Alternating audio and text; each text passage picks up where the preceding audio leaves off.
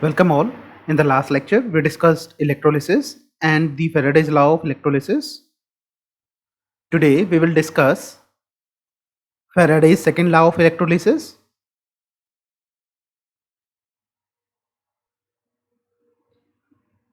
Current and power efficiency. Current efficiency and power efficiency.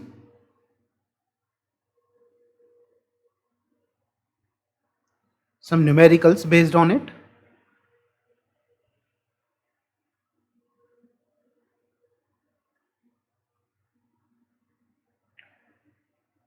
Electrolysis. Let us start our discussion.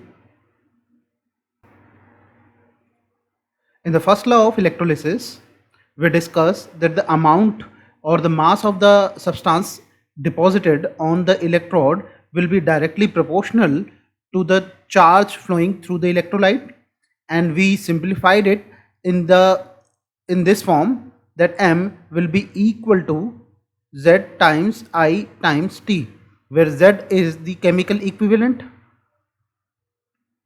or electrochemical equivalent. Here the second law states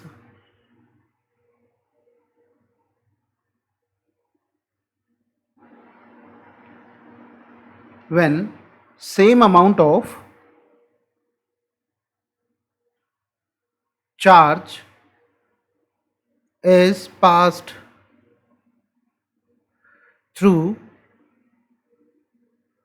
several electrolytes. This time we'll be having different electrolytes, several electrolytes, then amount of substance deposited is directly proportional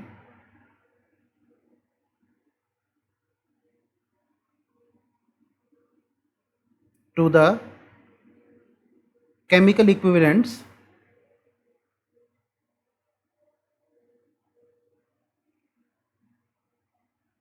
of the electrolytes, of the respective electrolytes.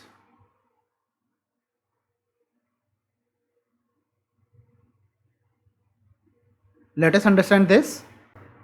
Say I have three beakers which are connected in series. Let me connect this to positive supply, to this to the negative supply. Now they are connected in series. It means the same amount of charge will flow through all these electrolytes.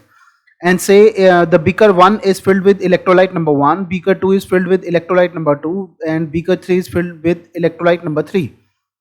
Now the second law of electrolysis says when the same amount of charge flows through each of the electrolyte, then the amount of substance deposited on the electrodes will depend upon the chemical equivalent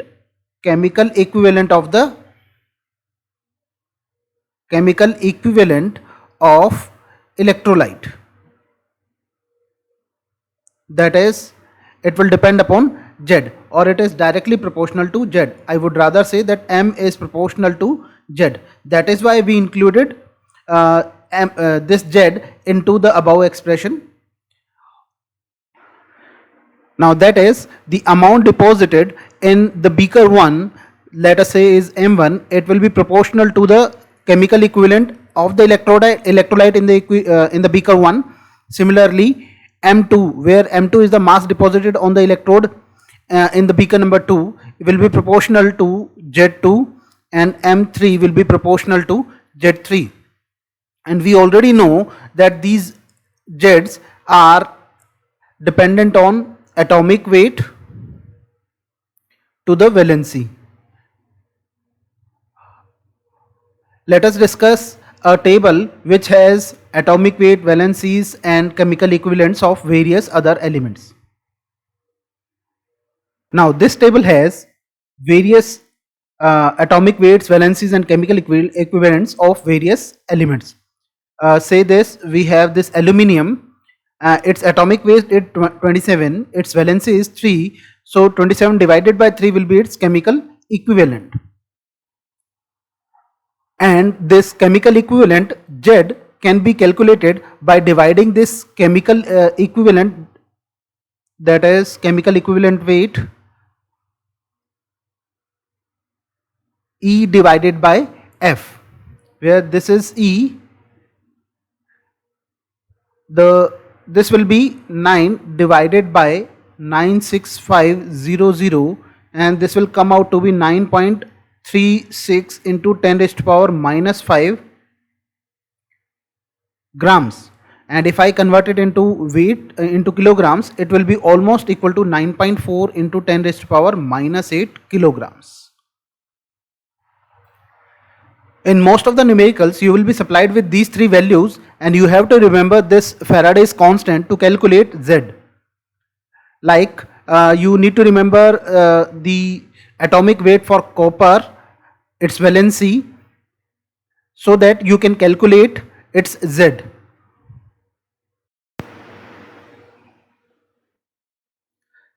It is to be noted here that this chemical, it is wrongly mentioned here, it is chemical equivalent weight.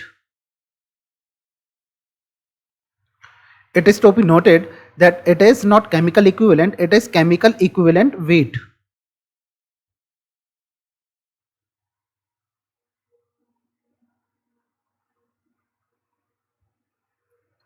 It is to be noted that this is not chemical equivalent, it is chemical equivalent weight, where the chemical equivalent is electrochemical equivalent, which is Z. Let me remind you that E is equal to atomic weight divided by the valency, and Z is equal to E by F, where E is the equivalent chemical equivalent weight and F is the Faraday's constant, where Faraday's constant is equal to 96500. This is generally mentioned in coulombs.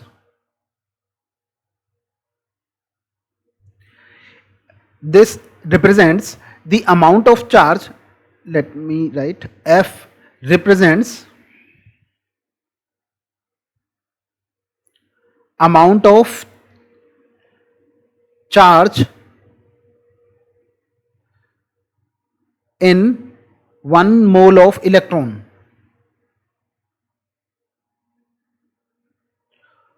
Let us discuss the current efficiency.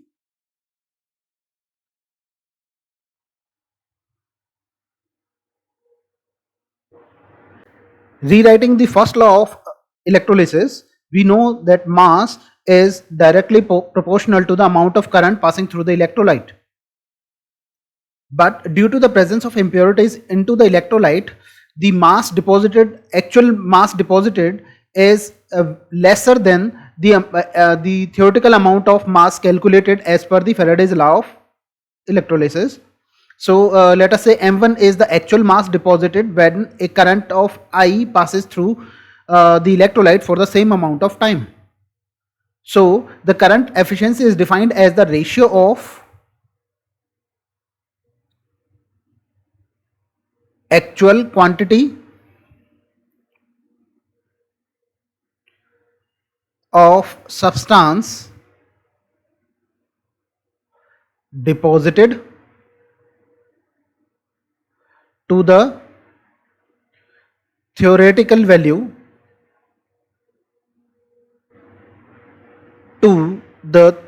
values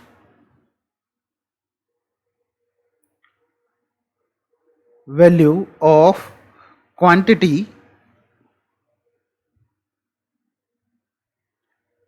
as calculated using Faraday's law.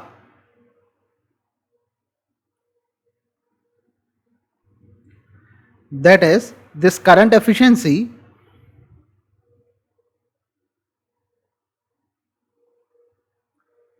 is equal to actual mass of deposition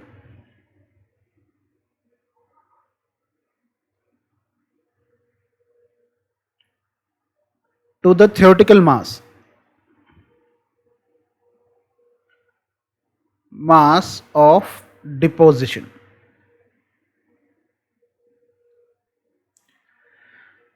The normal value or the actual value of this current efficiency is between 90 to 98% for most of the cases, but in some cases this value may be as down as 15%. That is, for the given amount of current, only 15% of mass will be deposited as compared to the theoretical mass of deposition.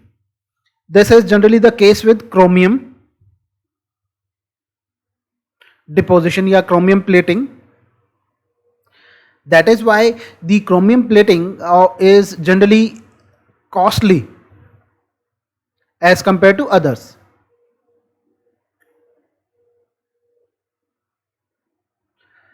Let us now define the voltage required for electrolysis. Voltage. It is the voltage required to pass the rated amount of current through the electrolyte for deposition, and its value depends upon the potential drop occurring at the electrodes as well as in the electrolytes. That is, voltage applied should be equal to the voltage drop at the electrodes plus the voltage drop occurring in electrolytes.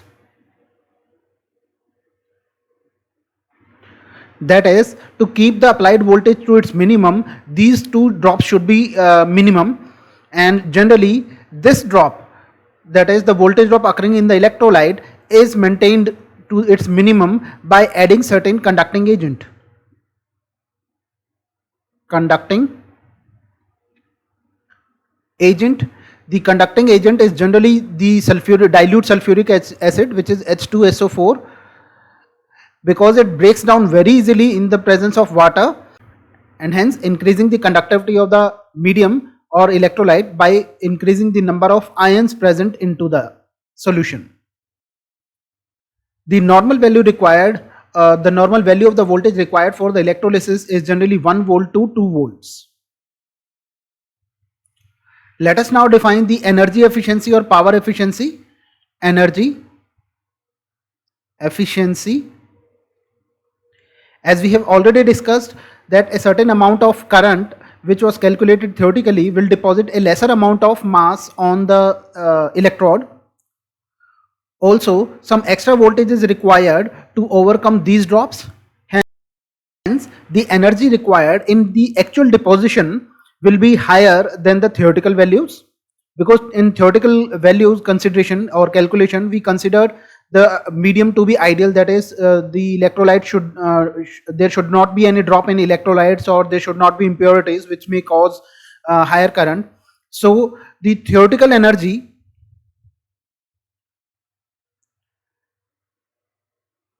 will be lesser and the actual energy will be higher.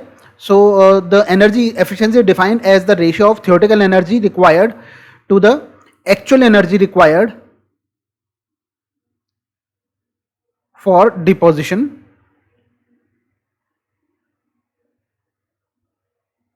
of a certain substance. So these were few terms, electrical terms associated with electrolysis. Let us discuss the factors affecting the outcome of electrolysis. The first factor would be nature of electrolyte.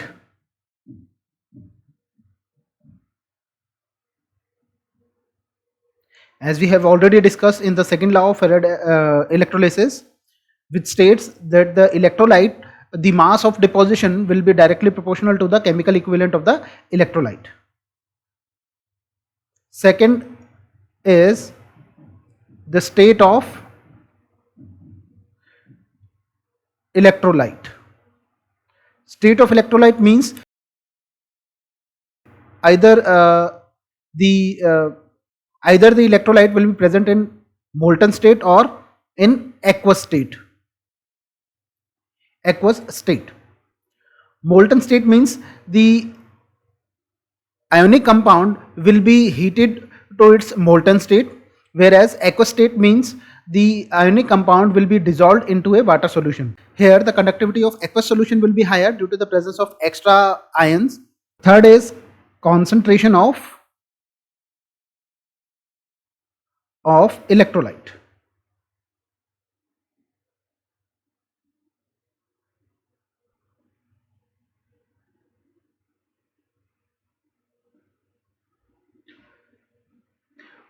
Obviously, the concentration would directly affect the amount of substance deposited on the electrode. Higher concentration of electrolyte means higher and quicker deposition of substance on the electrolyte. The next one is nature of electrode.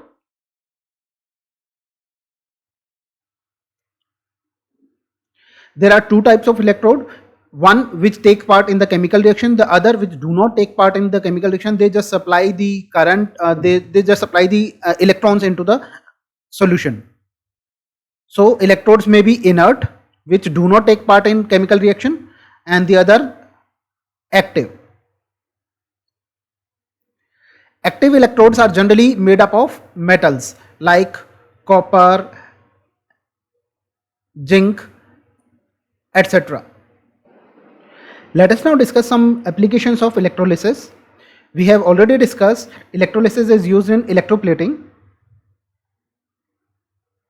We'll now discuss what is electroplating and what are the factors affecting electroplating. It is a process of depositing superior metal over the base metal by passing DC current through the electrolyte containing the soluble salt of the coating material. Say we have to coat a base metal with the metal X, then the electrolyte must contain this, must be a salt of this metal X. Here the superiority of the metal means that this metal X has higher conductivity, maybe thermal conductivity or good appearance as compared to the base metal. That is why we are depositing this superior metal over the base metal, and the process is called electroplating. So electroplating can be done to improve the appearance of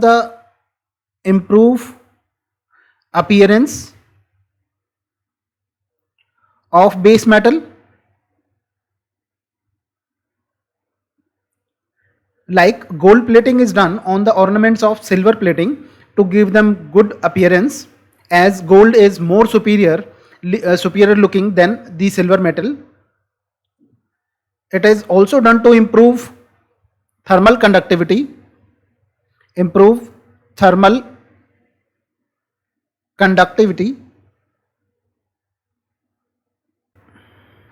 You may have noticed that some kitchen utensils have copper coating at the base.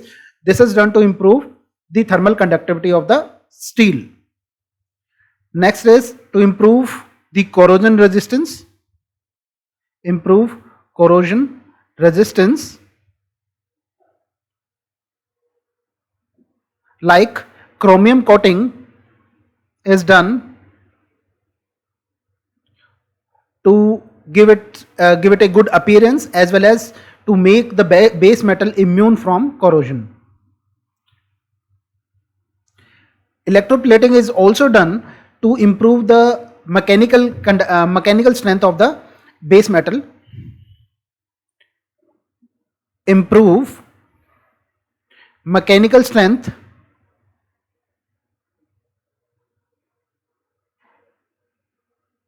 of base metal. Generally, the aluminum is deposited over the base metal to give it higher mechanical strength. Let us discuss the process of electroplating. Let us discuss the process of electroplating with this diagram. In the process of electroplating, the article which is to be electroplated is made cathode, that is, this spoon here will be made cathode here, and the coating material will be made anode. This is the coating material. Here I have considered the case of electroplating of silver on a spoon. And in the electrolyte, the salt of the coating material is used. Over here it is AgNO3 aqueous solution. So when AgNO3 is dissolved with water, it will break up into positive and negative ions. Over here it is Ag. So here the article to be coated will be made cathode, and the coating material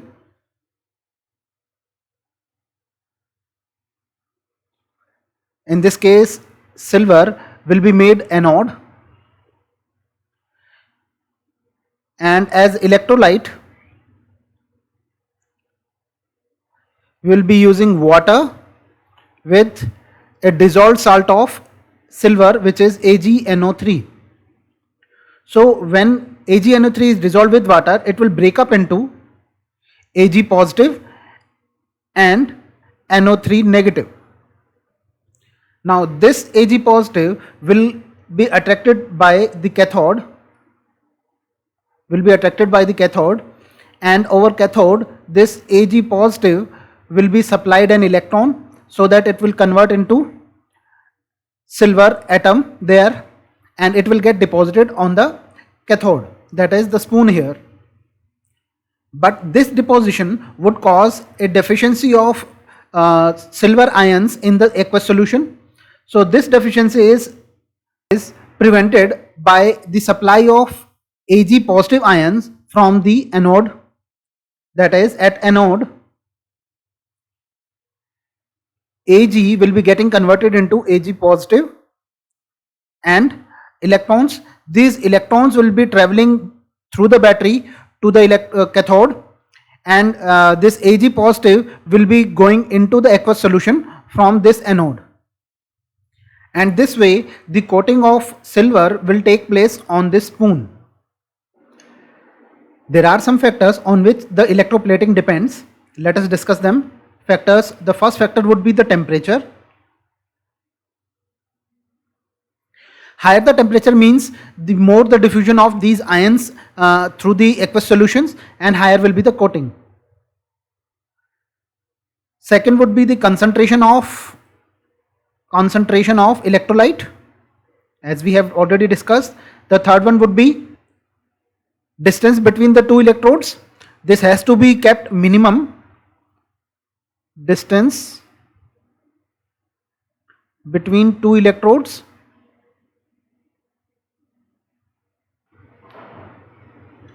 Amount of current or charge. Higher the current, higher will be the deposition. And the next factor would be the surface area of electrodes. Higher surface area of the article will facilitate in uniform coating. There are some disadvantages associated with this electroplating. Disadvantages. The first one would be, it is actually an expensive process because it needs expensive materials for the coating over the inexpensive base materials. The second one is, the coating may be non-uniform.